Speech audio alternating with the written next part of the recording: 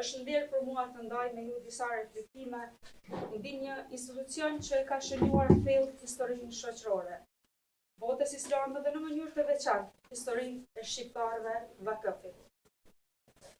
Vakëfi përfaqëson një nga format më jetike dhe më të qëndrueshme të financave sociale islame, i themeluar mbi parimin e bamirësisë rrjedhëse.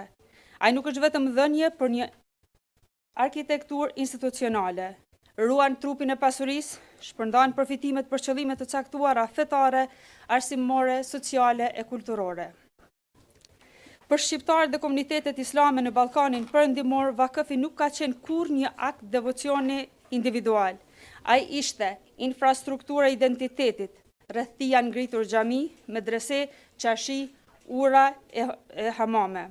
Motor urbanizmi, shumë qytetet në hapësirën tonë u formsuan rreth komplekseve vakëfnore si Tirana, Gjakova, Korça, Gjilani dhe të tjera. Shtylla arsimit dhe mirëqenies sociale. Historikisht, vakëfi ka qenë pika ku besimi fetar takohej me angazhimin shoqëror konkret. Sot, fatkeqësisht, në shumë vende ai nuk është më motor i zhvillimit arsimor, urban ose ekonomik, por shpesh reduktohet në një bamirësi private, pa strategji zhvillimore, pa vizion afatgjatë. Prandaj, ringritja e vakëfit sot përballet me një seri sfidash të ndërlidhura, ligjore, ekonomike, shoqërore dhe teknologjike, kërkon çësje të reja dhe praktika të mira qeverisjeje. Sfidat bashkëkohore nga ligji të vetdia fetare, ndërhyrja shtetërore dhe burokratizimi. Në shumë vende muslimane, por edhe në kontekstin ton ballkanik, shteti ka marrë në administrim vakëfin. Ndonjëherë kjo është bërë me justifikim në mbrojtjes së pasurisë dhe garantimit të rendit, por shpesh rezultatet kanë qenë burokratizimi i tepruar, humbje e fleksibilitetit dhe lidhje së gjallë me komunitetin. Atje ku dikur vakëfi ishte organikisht i lidhur me xhamin, medresen, tregun, fqinjësin, sot shpesh është kthyer në një strukturë të centralizuar dhe të ngurtë, që funksionon më shumë si agjenci shtetërore sesa si instrument dinamik i shoqërisë. Në kontekstin ton ballkanik dhe më gjerë, gjatë periudhës komuniste, shumë prona vakëfnore janë shtetëzuar. Problemi kryesor mbetet mos përmbyllja e drejtë e çështjes së pronave vakëfnore. Konkretisht, kthimi fizik ose kompenzimi i tyre monetar, sidomos në Kosovë, pasi në Shqipëri dhe Maqedoninë Veriore ky proces veç se ka filluar. Megjithse në Shqipëri, ligjet për restitucion ekzistojnë, por proceset janë të ngadalta dhe shpesh janë jo gjithëpërfshirëse. Një pjesë e pronave vakëf ende nuk i është kthyer komuniteteve ose është zënë nga individ gjatë tranzicionit. Ndryshimet e shpeshta në legjislacion dhe procedura krijojnë pasiguri dhe hapësirë për abuzim. Në Shqipëri, procesi i kthimit dhe kompenzimit ka mbetur i papërfunduar pavarësisht dekadave negociatash. Në Kosovë mungon ende një ligj i posaçëm për pronat fetare, duke lënë komunitetet në një boshllëk juridik. Një rrezik i veçantë është mekanizmi ligjor që lejon kalimin e pasurisë me pronësi të papërcaktuar te shteti. Kjo direkt prek asetet historike të vakëfit të paregjistruara ose me tituj të kontestuar. Mosveprimi në dokumentimin dhe regjistrimin e qartë të këtyre pasurive mund të çojë në humbjen e tyre të përhershme. Të nderuar miq, legalizimi i objekteve të kultit, shembulli i Shqipërisë ilustron një problem të madh praktik, që objekte kulti informale të identifikuara. Vetëm 1% shumë e vogël ka marrë leje legalizimi. Procedurat burokratike ose dhe mungesa e prioritetit administrativ bëhen pengesë reale.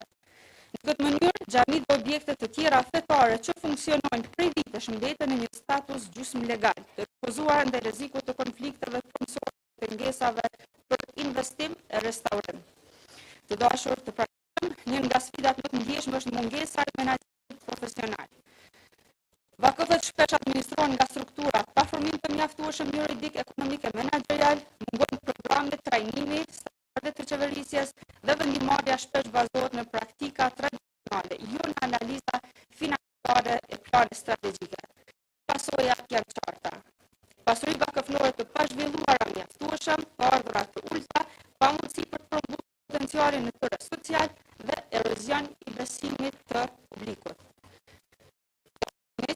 Një pengesë tjetër është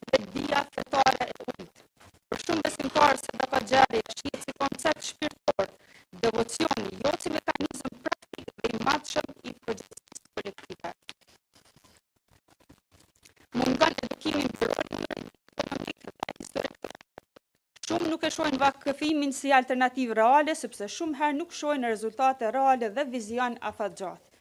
Sfidë tjetër, prapambetja teknologjike. Megjithëse teknologjia është jashtëzakonshme, për jashtë revolucionit digital. Përdorimi minimal i platformave online përdorim, raportim dhe transparencë, mungesa e shfrytëzimit të vakfit monetar, fondeve investuese, partneriteteve me bankat islame. Mungese databazave të plota dhe të aksesueshme për publikun, mungese monitorimit inteligjent të aseteve. Gjitha këto krijojnë një boshllëk mes potencialit të vakëfit dhe realitetit aktual. Fatmirësisht janë krijuar drejtori të vakëfeve pranë kryesive të bashkive islame në rajon me mandat të qartë për regjistrimin, mbrojtjen dhe zhvillimin e pronave vakëf. Mirë po nevojitet puna këtij organi të udhëhiqet nga rregulloret të brendshme, të miratuara nga instancat më të larta fetare, por me standarde të qarta profesionale. Nga ana e shtetit kërkohet njohja e vakëfit si entitet juridik i pavarur, procedura të shpejta gjyqësore për çështjet e vakëfit. Të nderuara zonja dhe zotrin, një parim i panegociueshëm është destinacioni i pandryshueshëm i vakëfit. Qëllimi i përcaktuar nga themeluesi nuk mund të tejkalohet sipas interesave të momentit. Istibdali ose zëvendësimi një pronë vakëf me një tjetër më produktive duhet të lejohet vetëm me kriteret të qarta, maslaha, me vlerësim ekspertësh dhe miratim nga kryesia e birkut. Rikthimi të qëllimit thelbësor, mirësia dhe qëndrueshmëria. Çdo reformë serioze duhet të nisë nga qëllimet e shariatit, maqasid e sharia. Vakëfi është ndalimi i pasurisë nga qarkullimi individual për hir të Zotit dhe përdorimi të ardhurave të saj për bashkësinë. Politikat e vakëfeve duhet të lidhen drejt për drejt me arsimin, teknologjinë, strehimin, shëndetësinë dhe përfshirjen sociale. Pra jo vetëm ndihma emergjente, por ndërtim qëndrueshmëria. Reformë tjetër është profesionalizmi i stafit. Thelbi çdo reforme është njeriu. Administrimi i vakëfeve kërkon integritet moral, formim juridik, ekonomik dhe menaxherial, trajnim të vazhdueshëm, ekipe multidisiplinare, jurist, ekonomist, urbanist, IT ekspert. Universitetet në Turqi, Malajzi, Emirate dhe të tjera ofrojnë tashmë programe në menaxhimin e vakfit. Pjesëmarrja e kuadrove tona në këto programe e shoqëruar me bashkëpunim rajonal, Shqipëri, Kosovë, Maqedoni e Veriut mund të krijojë një brez të ri administratorësh të vakëfit. Ky profesionalizëm kërkon edhe paga dinjitoze, bonuse të lidhura me performancën, kode etike të qarta dhe kontrolle periodike. Një menaxher vakëfi duhet të ndjejë veten jo thjesht si një administrator prone, por si kujdestar i një amaneti të shenjtë. Reformë tjetër është standardizimi modern dhe forma të reja vakëfi, duhet bërë përpjekje që legjislacioni kombëtar të njohë qartë pasurinë vakëf, të lejojë forma të reja para cash, vakëf për teknologji, vakëf për start-up dhe sipërmarrje sociale, vakëf komunitar. Të pranoj vakëfin si subjekt juridik që mund të nënshkruaj kontrata, të zotroj pasuri, të marrë pjesë në projekte të mëdha zhvillimore. Edhe 1 minutë kemi. Mjafton.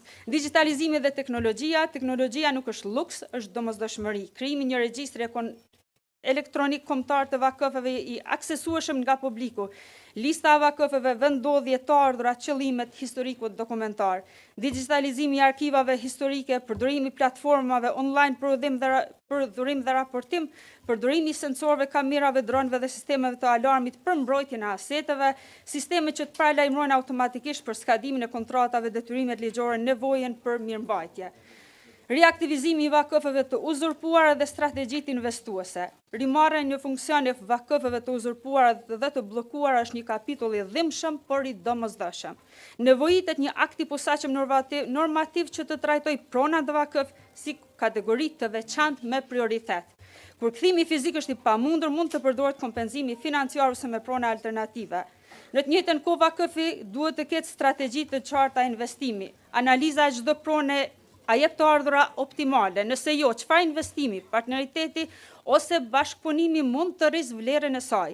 Shembujt e fermave diellore, komplekseve tregtare, qendrave shërbimit të bazuara mbi vakëfi në vendet arabe tregojnë se kjo është e realizueshme. Çfarë na mëson përvoja ndërkombëtare? Shembuj të shumtë inspirues nga bota islame tregojnë se vakëfi nuk është institucion i së kaluarës, por mjet i së ardhmes. Malajzia, digitalizimi kombëtar, Cash Wakf, Linked Sukuk, vakëf për teknologji dhe strehim. Indonezia, vakëfi për mikrokredi pa interes, përdorimi i blockchain për transparencë.